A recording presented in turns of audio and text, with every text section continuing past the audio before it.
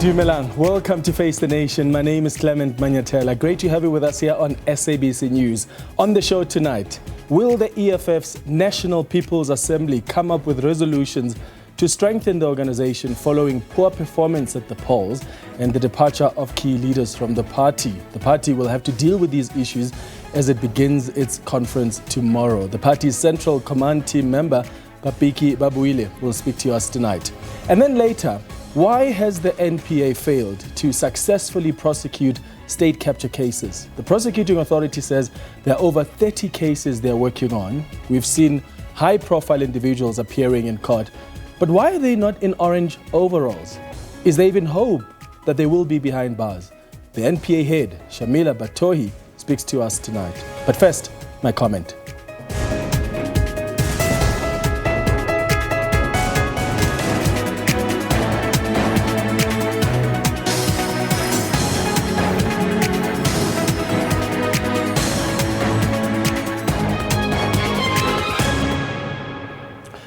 So on the show tonight, we are speaking to the NPA boss, Advocate Shamila Batohi. This year marks 5 years since she was appointed to this position and promised to turn things around. She even warned that the days of acting with impunity are numbered when she came into office.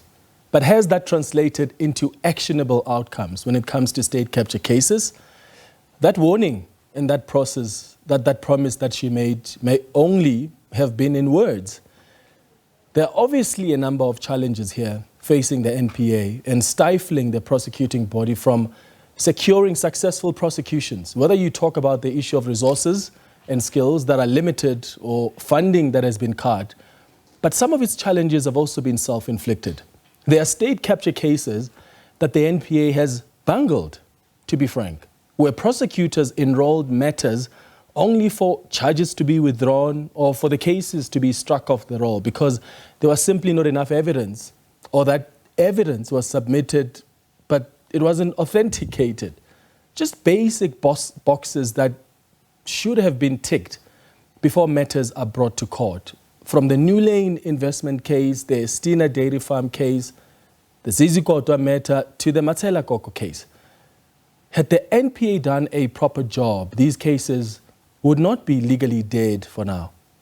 The NPA's challenges with prosecuting state capture cases is exacerbated by the lack of access to state capture evidence that is with the Department of Justice. You will hear in our interview with the advocate Shamila Batohi, where she confirms that the NPA still doesn't have access to that crucial evidence. That's what she confirmed when we pre-recorded the conversation we'll play for you tonight. Here's what she said. No, it hasn't, sadly. So we are considering our options now in terms of legal processes, but we have not been able to get the unfettered access that we require to investigate these matters. So the head of the IDAC is considering options. I mean, you've got the NPA now considering legal action or possible legal options against the Justice Department because they simply cannot access that crucial state capture evidence that they need in order to strengthen state capture cases. And this is happening even though Ola Ngola, who is the Justice Committee Chair in Parliament, told us here on Face the Nation in September that this matter was resolved. He said that the NPA now has access to that evidence that's housed in the Justice Department. Remember this? We have been able to remove that kind of relationship between them so that they are able to collaborate and work together and ensuring that justice is done. Look, in terms of the Commissions Act, the department still remains the custodian of all those commission assets, and they keep them on behalf of the state, and actually they are able to give access to not only NPA but all law enforcement institutions. So they have responded by saying they have not delayed. They've been helping the NPA to an extent that they have been able to train about 37 prosecutors and gave them login details to actually the database, so that there is all-time access to that kind of information whenever it is needed. And yet, the NPA still doesn't have access to that database. If the NPA doesn't have such crucial evidence that can help expedite and strengthen its state capture cases, how are we going to see successful prosecutions in state capture cases? Advocate Shamila Batohi has about a year or so left before her term ends. And I asked her if she is satisfied with her performance in this role so far, in as far as state capture cases are concerned. And this is what she had to say. I have to accept that we've struggled, not just the NPA, but I think as a country, we are actually struggling. There's an ongoing crisis in the country, not in the NPA, in the country in terms of how we address not just state capture, but ongoing complex corruption in this country.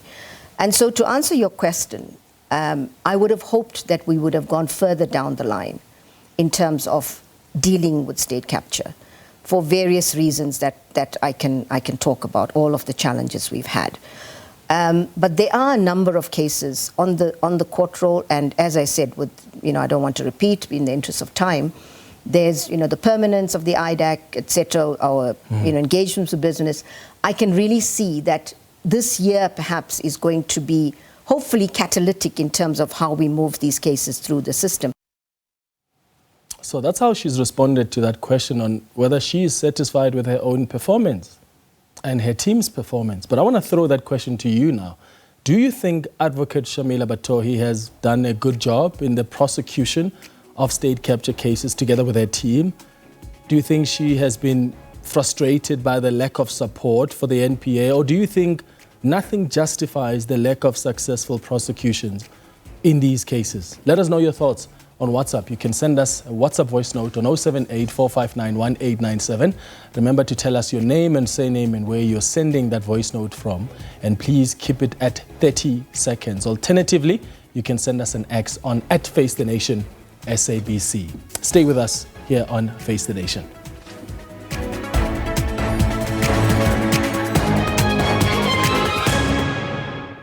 Welcome back. It's all systems go for the EFF's third National People's Assembly, which is taking place in Nasrec, Johannesburg and Gauteng over the next 3 days. Over 2,500 members from branches across the country are expected to participate in this year's conference, where a new leadership will be elected.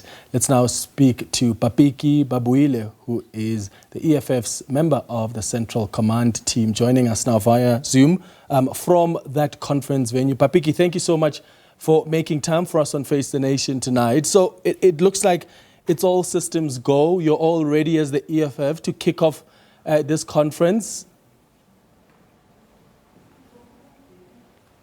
Greetings, Clement. Let me also greet the viewers. Yes, of course, it's all systems go. We are ready with the conference. It will be commencing first thing in the morning tomorrow.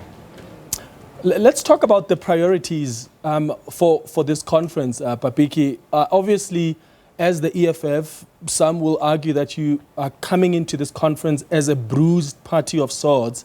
When you look at your performance at the last elections, not as desirable as what you wanted, but also you've also experienced some departures of key leaders from the organization.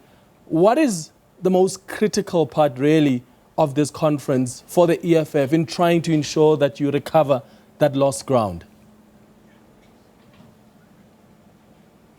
Look, the first thing that is the most critical point is to make sure that we receive the reports from both the President, the Secretary General and the Treasurer General, because they were elected in the last 5 years. So they must come back and report to us on what is it that they've achieved, what are the challenges they've experienced in the last 5 years. And from there, we'll then be engaging into commissions.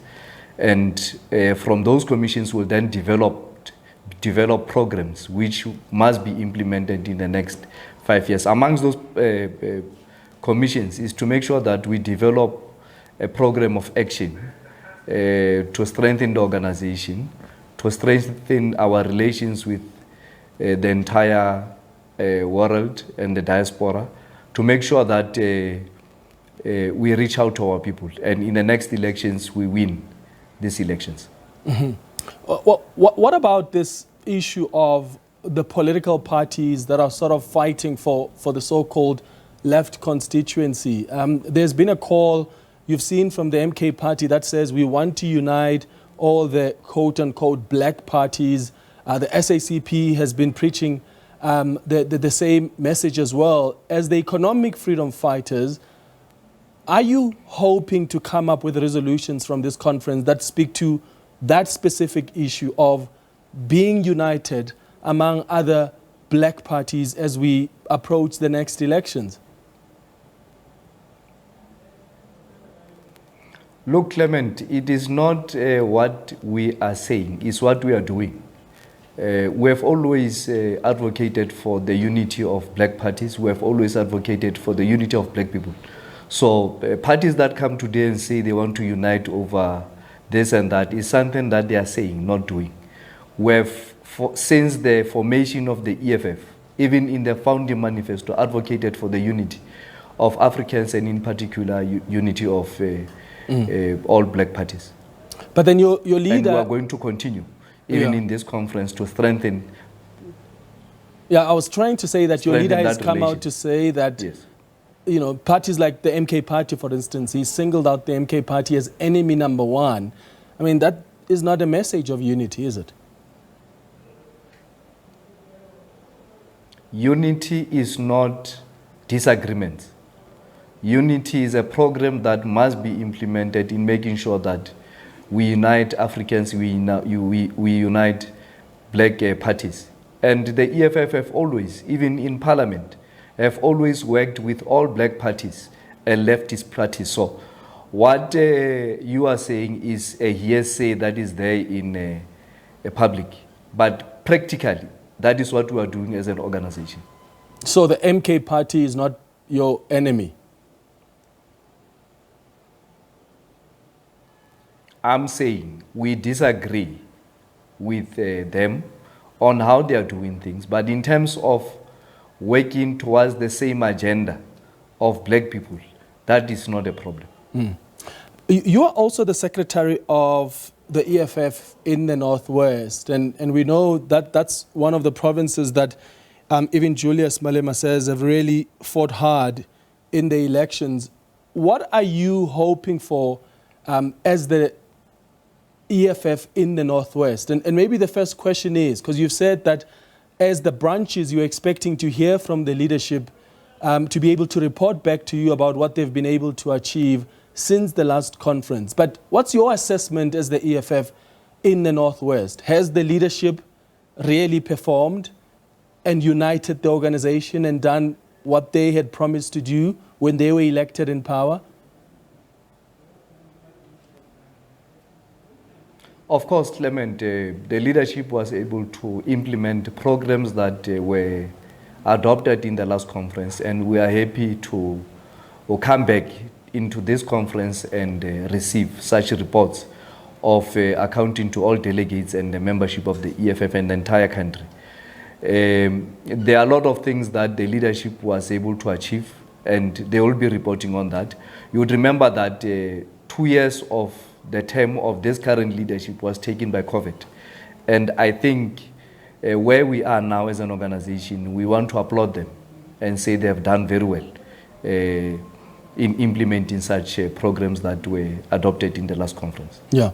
And as the Central Command team, are you united as a leadership? Yes, you've experienced these departures from some of these key leaders from the organization, some of whom have moved to the MK party. But as a unit, as the Central Command team, are you united? Of course we are. We are united as the leadership of the EFF, not only Central Command team, but the entire leadership of the EFF in South Africa. Look at how programs of the EFF are implemented. Look at how the EFF is doing thing.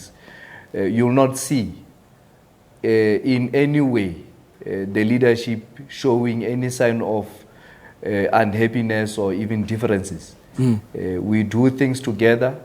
We consult as an organization. Like now, as we are speaking, there's a central command team sitting, and the entire leadership of the EFF is sitting in that meeting, processing certain issues that must be processed.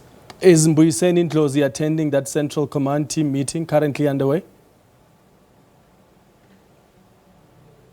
Yes, that is what I can tell you now. I'm not in the, you took me out of the meeting now, so I can't confirm that because I'm not there.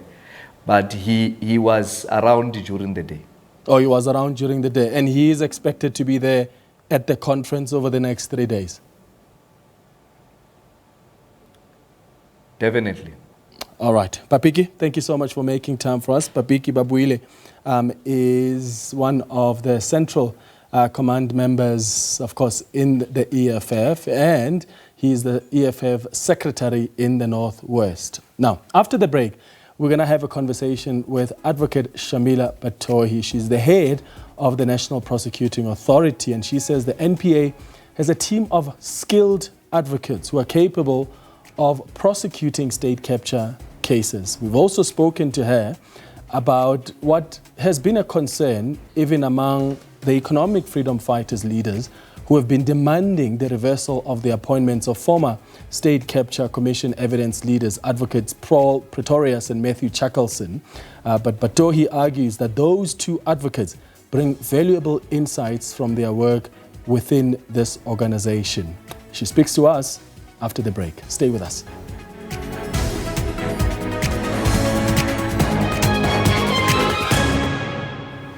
Welcome back. We start our conversation now with the head of the NPA, Advocate Shamila Batohi. Thank you so much for making time for us, Advocate. Good evening. Good evening, Clement. Thank you. Thank you. So I want us to start off with an issue that I think requires clarity. It's elicited some reaction from some parties and some officials, and this is about the appointment of the former evidence leaders at the State Capture Inquiry, Advocate Paul Pretorius and Matthew Chuckelson, as consultants to the NPA. What exactly is their scope of work at the National Prosecuting Authority? So as you know, both these advocates were part of the Zondo Commission and worked intensely for years.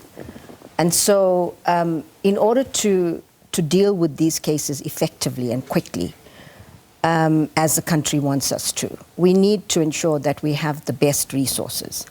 Now, one of the challenges in the IDAC has been having the skilled resources that we need to deal quickly with these cases. We have a lot of very skilled prosecutors in the NPA, but having these two advocates who already have a lot of insights into the work of the commission, the evidence that was collected. So Matthew Chuckelson is assisting us with a number of cases, and he's not the only one. We have a number of other advocates as well. These are not the only two. And so he's assisting with a number of court cases. Paul Pretorius is assisting us with more strategic advice. Yeah. So would that include advice on the state capture cases as well? Only on the state Only capture on the state matters. capture cases? Absolutely. What happens when someone is challenging the state capture report? Maybe someone wants to bring a review application. Do they recuse themselves because now they're wearing hats as consultants in the NPA, but also these are people that were leading evidence at the state capture inquiry? It depends what those issues are. You know, one can challenge reports for many reasons. And if this is brought about, then we'll have to assess and consider whether there's any conflict. But as it stands, we don't think that there will be any conflict in this regard. Yeah, and has their vetting been concluded? They did have vetting when they were with the Zondo Commission. Okay, so they don't need to undergo another vetting process. That is my understanding. Okay. There seems to be some concern about how much Advocate Pretorius is charging the NPA. Can you as the NPA afford his services? I don't have the amounts that we are paying him, but we pay counsel, as many government organizations hire counsel to do work. And we use the state attorney's rates. And so, you know, this is something that is a practice across government. So, you know, we have to really understand that the country is hungry for justice for state capture matters. The NPA has many challenges in dealing with this. So when we are innovative and creative in terms of trying to bring in the best minds that can help us to do this work quickly, we then get criticism for it. But this is not, something, as I say, that's unusual. The government has been using counsel. The Section 38 Council, which is the section under which they are appointed, has been something that in the NPA, we've been appointing counsel under Section 38 for many, many years, probably 20 years or more. It's always been, a part of our legal framework, and we've utilized it when necessary. So there's nothing unusual about it. Are you aligned on that with the Department of Justice? Because my understanding is that the Justice Minister declined the request by the NPA for Advocate Pretorius' contract to be extended. And my understanding is that they cited budgetary constraints. The DG of Justice has written back requesting various information from us, which I will not disclose at this point. But we are attending to that, and then we will resubmit the request. I'm not sure if the request actually went to the Minister for Advocate Paul Pretorius' appointment, but what I do know is we've had some queries from the DG, the Director General. But it wasn't declined ultimately. They just requested additional information. So you're resubmitting it as just the information that is required, that is additional. Absolutely. In fact, to be clear, I think I only signed the request for Advocate Pretorius' extension the day before it expired, and that would be, where are we now? Just right at the end of November.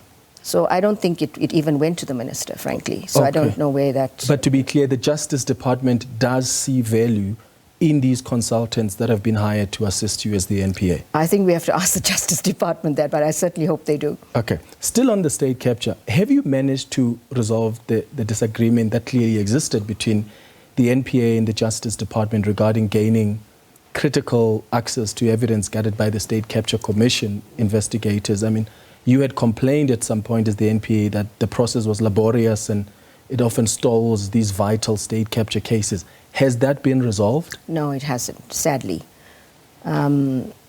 So we are considering our options now in terms of legal processes, but we have not been able to get the unfettered access that we require to investigate these matters. So the head of the IDAC is considering options. What options are you considering on the table? Well, they have powers under the NPA Act to subpoena evidence. So we are looking at what these options could be and to utilize the powers under the Act. Yeah. That's an option that we are seriously considering. What is causing this blockage? Because you said the country is hungry for justice, and I would imagine the Justice Department itself would want to see the state capture cases also expedited. What are the consequences when a critical issue like this is still not resolved? The consequences are huge, and it's one of the reasons, and there are many reasons why these cases are not moving as quickly as they should, and this is one of many reasons. And so, the technicalities of accessing this information from both the digital platforms, which is a database, but also hard evidence, paper, hard evidence that's stored. We've been working with the department on the basis of a request. So this is not working because you obviously need access to whatever's there in order because you can't request what you don't know exists. So that has been the main challenge that we're having. So the department says, request what you need, but you're saying, but we want to know what we want available. We want to see everything, in particular investigations that we are busy with. We want to know whatever is there. We want to have access to all of that. And that's where we're getting the challenge. So we've now realized that, even with this, so we're going to have, I don't want to go into detail, but we're looking at legal options in terms of how we can actually have access to what we think we need. The last time I engaged with the Justice Department, they said the problem they had is that as the NPA, you wanted access to these documents and you wanted exclusive access to these documents, and they found that to be problematic because as custodians of this information and evidence, they wanted other law enforcement agencies to have access to it. Did you want exclusive access as the NPA? We didn't want exclusive access, but we wanted to manage access because you've also got to look at protecting the integrity of a system. So we wanted to manage it, but not exclusively, because the SIU, the DPCI, and various other law enforcement agencies are also, investigating aspects of state capture. So it's important that they also have that access. So we never required exclusive access. Okay. It's disheartening to hear that the prosecuting authority that is constantly being put under pressure to prosecute state capture cases still doesn't have access to such crucial information and evidence. And that is why I'm just a bit taken aback. Do you think that is part of the reason why there have been some cases that, quote unquote, have been bungled? Like the Zizi Kodwa matter, for instance. The Zizi Kodwa matter is not linked to the state capture, the Zondo Commission, although it's got nothing to do with the Zizi Kodwa matter, because this matter is not in the IDAC. It's been investigated by the Hawks, the DPCI, and the DPP in Johannesburg is dealt with that particular matter. So it's not linked at all. So I think it's important that people understand that. Even though and I think you said bungled. I think we must be careful about how we actually characterize what has happened. The DPP decided to withdraw those charges after having made a decision to charge, having considered the representations, decided to withdraw charges. The DPCI investigators did not agree with that decision and requested that I review that decision.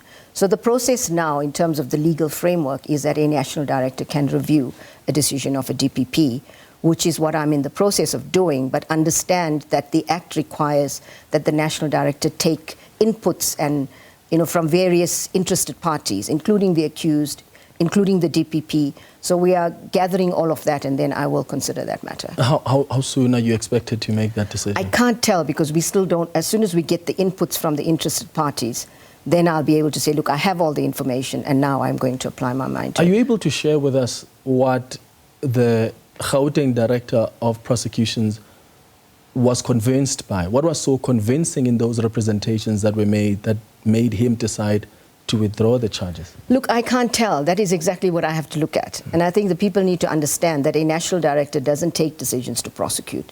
It's directors of public prosecutions that do that. So it's the DPP Gauteng who applied his mind. It's Advocate Chauke. And I have not been privy to any of the evidence or the reasons, the representation. I will, once I get it, see it for the first time. Was that mind applied appropriately based on what the processes normally are? I will only be able to make that assessment once I have a look at the evidence. But can he, as the Gauteng Director of Public Prosecutions, make that decision to withdraw the charges? Yes, he can. Okay, and doesn't need to make that consultation with you as the NDPP? No, not at all. In fact, the legal framework requires that DPPs, they have the authority to take decisions to prosecute, not the National Director. So because the National Director is a review authority, you very often, you will get high-level reports, but you don't get the detail of the evidence. That's the DPP's prerogative. You've said that this is not a matter that's got anything to do with the state capture cases, even though what he's charged with, together with his co-accused, it's something that was ventilated at the state capture inquiry. Wouldn't that help the NPA to sort of maybe even partly treat it as such? Because then that gives you advantage over the expert analysis and assistance you have through the consultants, but also through this information once you have access to it at the Department of Justice. No, there's no reason why the DPCI could not access the relevant information from the Zondo Commission archives. The DPCI is investigating it. So I think, let me be clear, when I said it's not part of the state capture, I meant the IDAC, that's the Investigating Directorate Against Corruption, is not investigating this matter. But of course, the DPCI could also have access to that database in terms of any evidence or information there. Are there no opportunities to work together as law enforcement agencies? Oh, no, we are. We're working very closely together. But there are certain cases that are in, and then it will be the prosecutors that will work with the DPCI in those cases. So it's, there's a very good relationship between law enforcement. Yeah. But the IDAC, which is also working closely with the DPCI, but there are certain very specific matters that the IDAC has and specific matters that the DPCI has, but working with prosecutors outside of the IDAC in the DPP's offices. So I use the quote-unquote bungled word because sometimes that's how South Africans feel. When they look at the Zizi Kodwa matter, I mean, one of the things that I would imagine as prosecutors you do is you've got to check if there are prospects of a successful prosecution before you enroll any matter. You don't charge people, arrest them, bring them to court, only for you not to have evidence. And some people feel this is what's happened, maybe even with the Zizi Kodwa matter, that this person was charged, this person was brought to court, and yet that test of checking if there were prospects of a successful prosecution was not appropriately applied?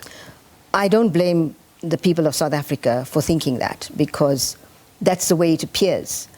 You're right, the test is a reasonable prospects of a successful prosecution. But very often accused persons, when they are, or suspects, when they approached, don't say anything.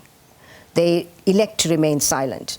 And our code of conduct requires us to also consider potential defenses. And of course, if accused persons raise defenses, we must take that into account when we are taking a decision to prosecute. So if that is not before a DPP, you can still consider a defense version after representations are made, which is what the DPP did. I will just have to, review it and decide whether that was appropriately done. Yeah. What about the New Lane investment matter? Because that's another matter that went to court, and the judge said the NPA was almost hoping that the suspects are actually going to incriminate themselves during the process. She felt that there was not even enough evidence, even prima facie evidence, that the NPA was bringing forth. That's another case that I could use the word bungled. So that is a matter that's under appeal at the moment. So, it is sub judice. I, was not in the court to listen to the evidence, and the NPA has a different view about this in relation to the view taken by the acting judge in that matter. So, we have to let the process continue. We have a completely different view. Otherwise, we wouldn't have taken the matter on appeal in terms of, how the judge considered the evidence. But you've been briefed by the prosecutors, I would imagine, because this was the first state capture case, so it's quite significant. I mean, the extradition of the Gupta brothers hinged on this specific case. Based on what you've been briefed on, do you think the prosecutors did a good job? Because the judge says there was certain crucial information that wasn't authenticated, so there were basic things that any prosecutor should have done, which looks like it wasn't done in this case. Look, on the merits of the matter, as the prosecution, we are satisfied that we have a good case for an appeal, which is what we've done. As far as whether we could have done things differently in that matter, the ID has actually undertaken lessons learned to look at whether things could have been done differently. But as far as the evidence is concerned, we are of the view that that evidence ought to have been admitted. And I don't want to say anything more because the matter is under appeal. So from that perspective, we are of the view that the prosecutors did what they ought to have done in that matter. And it's just the judge who felt differently? Who had a different view on it, absolutely. That's why the matter's on appeal. What lessons, just on that, my last question on that, what lessons are you walking away with from this matter? I think the lessons that, we've gone through it in terms of whether we ought to have, different, maybe a stronger team in place. We had absolute confidence in the team, but, there are various things that I don't want to go into too much of detail on because it's, internal processes that we need to look at in terms of how we can do things better. But I think the team was reasonably, I can say they were well prepared, but the judge in this case just took a different view. So there aren't many lessons, but I think it could be perhaps a stronger team at the end of the day because, depending on how a judge sees a case, maybe arguments could be made differently, those kinds of things. So we've looked very carefully at how all of those things were done to see whether we could have done better in the process. No, now we are awaiting the outcome of the appeal. What does this mean for the possible extradition of the Gupta brothers? I mean, if the Gupta brothers were to be arrested today or even tomorrow, is it fair for me to say there is no case that we can extradite them on? So there were two matters when the original extradition request had two matters. And so we'll wait for the outcome of this matter on appeal, but they have not been charged in this matter. So it doesn't mean they can't face, whatever the outcome of the appeal, they can still face trial in this matter. So this matter both these matters still stand. But they're legally dead, aren't they? They're not in the court. No, because they have not been charged. So we can charge them at any point for these matters. So those are still very live cases as far as they are concerned. But what we are doing at the moment, and we've worked with Advocate Pretorius as well, to look at the broader strategy, the bigger strategy to deal with the Guptas, so that we have more cases that we can bring when we do extradite them. So that process is ongoing, and matters are proceeding in that regard. Are you confident that they will end up being here and answer for these alleged crimes? If that was in our hands, I could say, yes or no, but it's not. It depends entirely at the moment on the UAE government, if they're there, if we're extraditing them from the UAE. And we understand that is where they are. But so far the cooperation hasn't been that great. It has been very, very difficult. And we are still trying to understand exactly why the extradition request was turned down, because there was an issue about a warrant of arrest that was raised, about a cancelled warrant, and that is a technical issue. I mean, it was, in our view, there was nothing wrong with it, but they've raised it. And that was a technical issue because the warrant of arrest originally contained exchange control charges, which are not crimes in the UAE. So we needed to amend the warrant to make sure that it didn't have those, which we did. And so there was a fresh warrant. And that was one of the reasons why it was declined. And the other reason was that money laundering, they have concurrent jurisdiction and they can charge for money laundering. We've said to them, send us a request and we will give you the evidence that we have. There hasn't been any such request.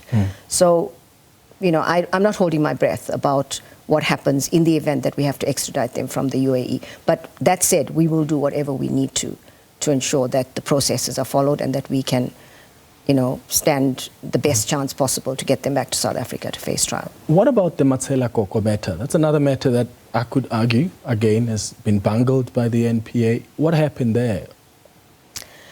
Well, there was a matter where there was a lot of data that was seized before and after as well, the arrest. And so, this is one of the challenges that we are facing in the IDAC, and that is the ability to actually process and analyze data. So it's data forensics, evidence on laptops and phones. And so when you're dealing with a lot of data from computers, etc., it takes a lot of time to analyze this. And this is one of the capacities that we didn't have. So why was he charged then before this data? There was a lot of work that was done before that, but there was also a lot that was seized afterwards, after arrest. And so all of this, together with what was seized before, we need to properly analyze it. So just acquiring this, which is a very, very expensive service to start off with, so it's the procurement processes, it's the process to actually do the work that takes a lot of time. But this is one of the top priority matters in the ID. And, it will definitely be re-enrolled. It's just a matter of time. But I know it is a top priority matter in the ID. But I should also say that these are, you've raised all of these issues that are, you've raised three matters. Three of them so far. And these are the matters that seem to be the lens through which the success or failure of the NPA is actually determined. On state capture cases. On state capture cases. But that is what South Africans measure the success of the NPA on. In fact, I was interviewed just recently over the weekend. There was an interview that was aired that was actually purely looking at whether the NPA is succeeding through the lens of state capture. And I think I want to make the point, these are very important issues, and it's hugely important, these cases. And state capture has been a top priority from day one. And I can talk about the various challenges that we have had, but this is one particular, dealing with state capture is an important part of our work, but there's a lot of other work in the NPA that is equally important, that we've been focusing a lot of attention on. Now, before I move on to that, just getting to your point about the Cocoa matter, in order to make sure that we don't have these challenges in the future, we have actually engaged in the context of the presidential initiative, and we have engaged with business that will be setting up a state-of-the-art digital evidence unit that will be supporting the IDAC to do exactly this work that needed to be done in this matter. So there's been a number of really good initiatives to deal with all of the constraints that the IDAC is facing. And Before you get to the next point on the Koko matter, if the prosecutors seized valuable information that they assessed and they ticked that test we spoke about of a prospect of a successful prosecution. Yes. So I would imagine it doesn't matter much what then follows as evidence that they attain. The fact that there's initial evidence that they attained, it was assessed, and it could prove that this person could be found guilty, that is sufficient. So in that case, then why is the matter being withdrawn? That's a good question. The matter was struck off the roll. I mean, if it proceeded, then we would have had to have proceeded with what we had. But we wanted to actually deal with what we seized afterwards. The judge didn't give us, magistrate did not give us the adjournment that we sought, but struck the matter off the roll. And since we now have the opportunity to look at all the other evidence, we want to make sure that it's as thorough as possible before we re-enroll. And that is the reason for that. When can we expect the matter to be re-enrolled? Isn't ABB also cooperating? Because at some point they had agreed to pay back the money. Are they not helping out? Wouldn't that assist in the prosecution? Now, you would have heard that recently we reached a settlement agreement with ABB. Sorry, no, that was McKinsey. That was a recent one. But ABB was one of the earlier ones. So all these settlements that the corporate alternate dispute resolution settlements that we reach are actually part of the conditions are that they actually cooperate with us. Now, I don't know the details of what evidence is being provided by these entities, because that is the purview of the IDAC and the investigators. But certainly these entities are cooperating. And now that McKinsey has also settled with us, one of the conditions is that they cooperate with us and that with law enforcement, and that is certainly happening. Do you understand, Advocate, that even with the 3 cases that I've raised, and of course there's a lot of work that you do as the MK. In fact, these cases probably account for less than 2% of the cases that the NPA works on. But South Africans also want to see the big fish, so to speak, being prosecuted.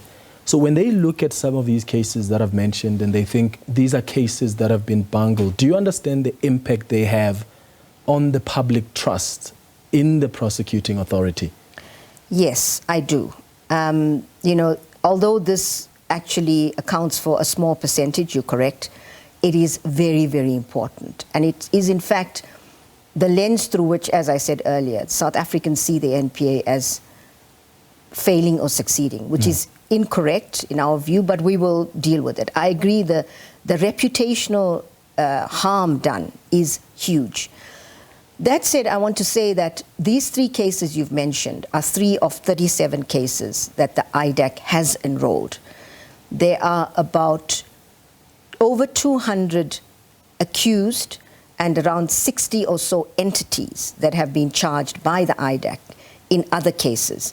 And I just want to mention a few of those cases. We've got the Transnet transactional advisory matter, which involved the procurement of the 1,064 locomotives.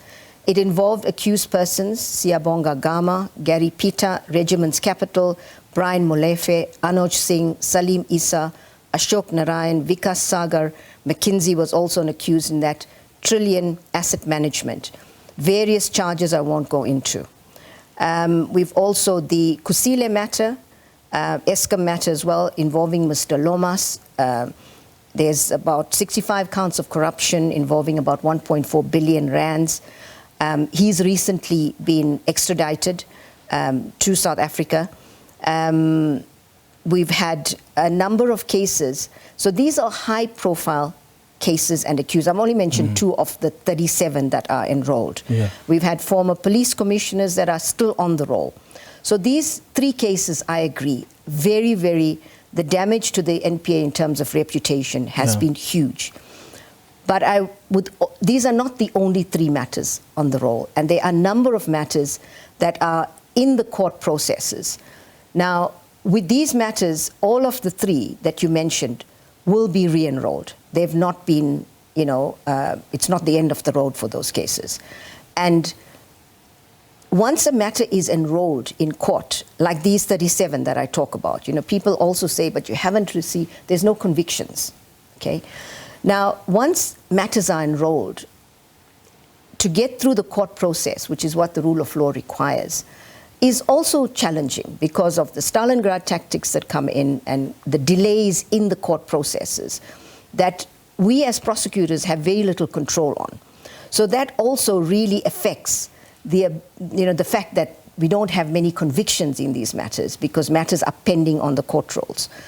So, I want to assure the people of South Africa that these three matters and all these other matters, in as much as there have been setbacks for the NPA, we have with the IDAC, which is now permanent. Remember, there was no permanence before this. Yeah. With the IDAC becoming permanent, with us being able to recruit criminal investigators, knowing that we only had 15 from the DPCI, we are working with business. We're really working to capacitate the IDAC so that we can move quickly with these cases through the system. Yeah, and sometimes we see these arrests and South Africans celebrate. Whether you talk about the Transnet matter, Siyabonga Kama, Brian Molefe. I remember there was a time when Angelo Agrizzi was arrested, Lindam T on the Bosasa matter, and yet you don't know whatever happened to those cases. I mean, it's been so many years already. Those cases are still on the roll, and that's exactly the challenges that we are facing in court. Accused persons, legal representation issues, accused persons getting sick, separation of trials, and the Stalingrad tactics have been, perfected by some defense counsel. And so these cases are, and I've actually said publicly that, these tactics are one of the greatest risks to the rule of law in our country, and perhaps we do need to have, stronger judicial management to ensure that these tactics, although it is still a fair trial for the accused, but they don't render a prosecution impossible, which our Constitutional Court has actually also pronounced on. This year marks 5 years, in fact, since you've been appointed to this position.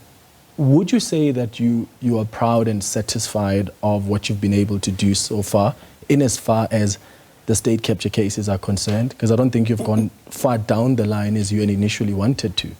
As far as the state capture cases are concerned, I have to accept that we've struggled. Not just the NPA, but I think as a country, we are actually struggling. There's an ongoing crisis in the country, not in the NPA, in the country in terms of how we address not just state capture, but ongoing complex corruption in this country.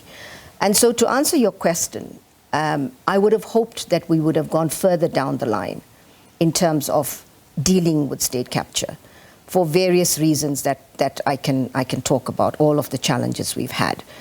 But there are a number of cases on the court roll, and as I said, I don't want to repeat in the interest of time, there's, the permanence of the IDAC, etc., our, engagements with business.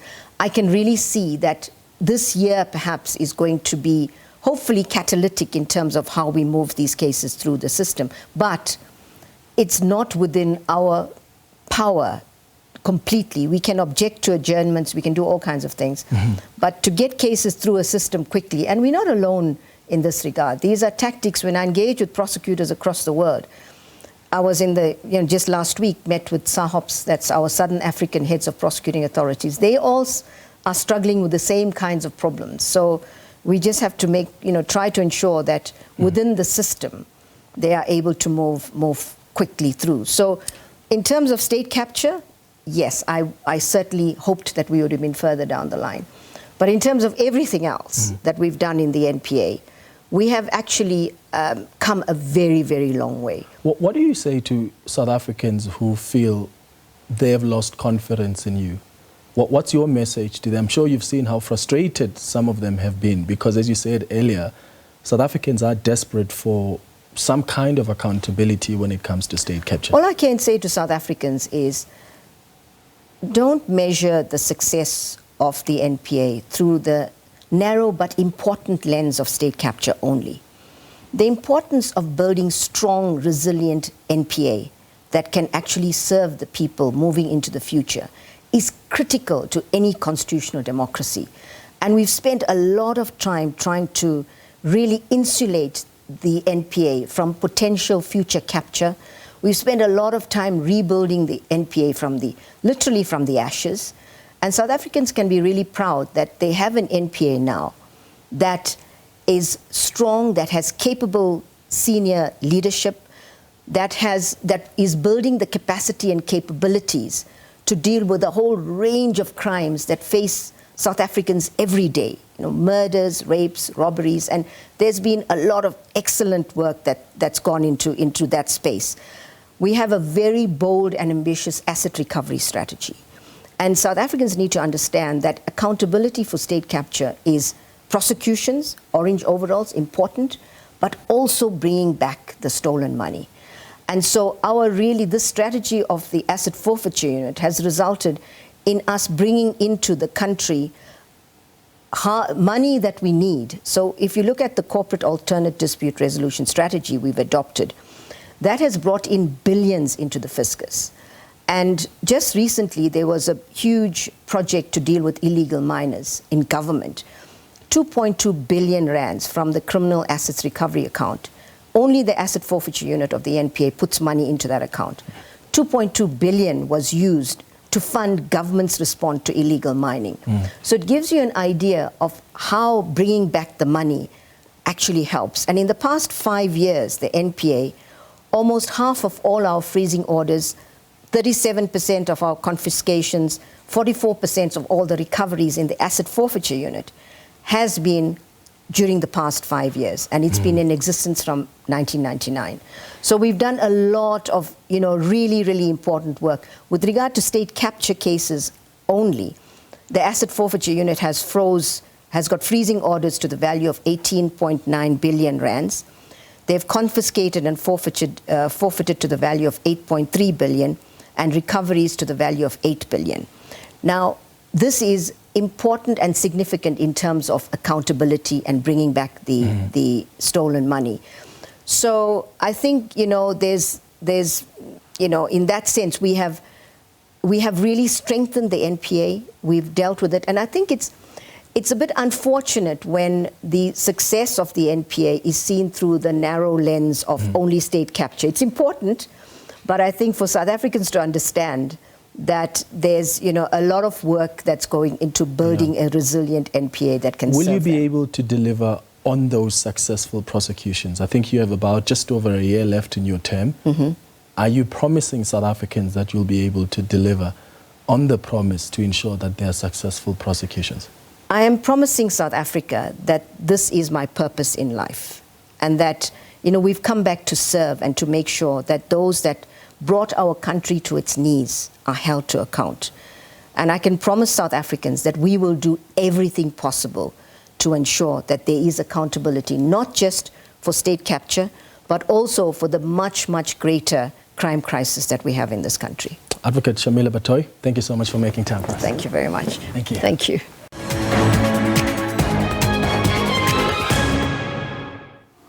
All right, so the question we've been asking you tonight is whether you think Advocate Shamila Batohi has done a good job in the prosecution of state capture cases. Let's look at some of your tweets. Mzwandile says, not at all. Instead, they've done worse. They've only managed to go after easy targets. Shoti says, the NPA under Batohi has failed dismally when it comes to the prosecution of state capture cases. Actually, she's sleeping on the job. President Ramaphosa must fire her. Morales says the reality of our situation in SA is that the state capture project extricated many competent professionals from key institutions of the CJS, including the NPA. Advocate Batohi had to rebuild the NPA from scratch. She needs to be supported, not vilified. Abongile says Advocate Batohi got off on a wrong footing, constantly using political undertones instead of dealing with legal issues and improving the NPA. She's just not the right person for the NPA. Thank you so much for your tweets. We've also received some of your comments through our voice note line. So let's take a listen to some of those. Good evening, Clemens. My name is Xolani Buka from Gqeberha. I don't think it is the reflection of her performance, rather the stumbling blocks which we're experiencing in this country, where high-profile cases, it's either they are protected from somewhere but you don't see any prosecution. We've spent a lot of money in the State Capture Commission. By now, we're supposed to have those people prosecuted, but we are not anywhere. Xolani Poka from Gqeberha. Thank you very much. Hi, Clement. This is Bazooka from Pretoria. When Advocate Shamila Batohi took up the job, she said she's capable of doing it. As a nation, we don't care about challenges. She has failed. She has been a huge disappointment. Thank you. Thank you so much for your tweets and your voice notes. And thanks for watching the Thursday edition of Face the Nation. We'll be back with you on Tuesday at 8 p.m. Thanks for watching. Cheers.